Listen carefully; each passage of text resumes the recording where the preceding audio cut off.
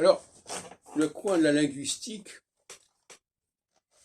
parce que pour moi, comme vous l'avez compris, la linguistique renvoie à l'alchimie, la linguistique renvoie à l'anthropologie, donc elle est indissociable des sciences sociales.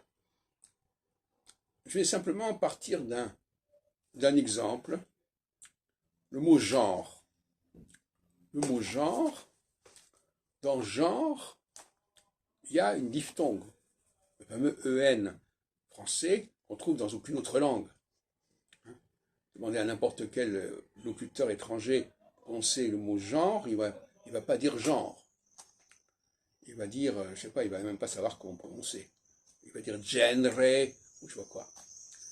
Et ce qui est intéressant en français, et c'est là qu'il y a une dimension alchimique, c'est que le genre a donné le mot générique.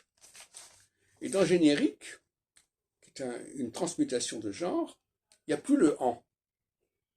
Le en est décomposé. On prend le mot décomposé sciemment, puisque c'est un terme typiquement alchimique. Il y a génération. En revanche, il y a engendré. Dans engendré, on garde le en, le genre. Mais dans générique, on le perd. Dans génération et généré, on le perd. Ce qui veut dire que il y a une espèce de dérivation.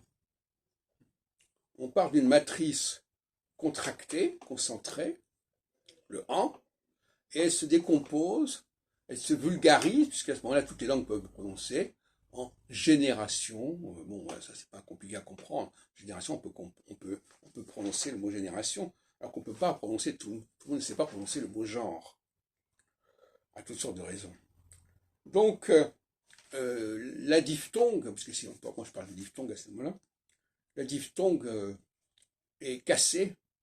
Je disais hier un autre exemple, je disais scolaire, scolarité. Donc le R, le scolaire, le AI de scolaire, disparaît pour devenir un A, scolaire, scolarité. Donc là aussi, il y a une alchimie qui montre bien une sorte de passage du haut vers le bas, ou du bas vers le haut. Parce qu'on pourrait éventuellement supposer l'inverse. On pourrait penser qu'on part de génération pour aller vers genre et non pas de genre pour aller vers génération. Enfin, ça, c'est notre affaire.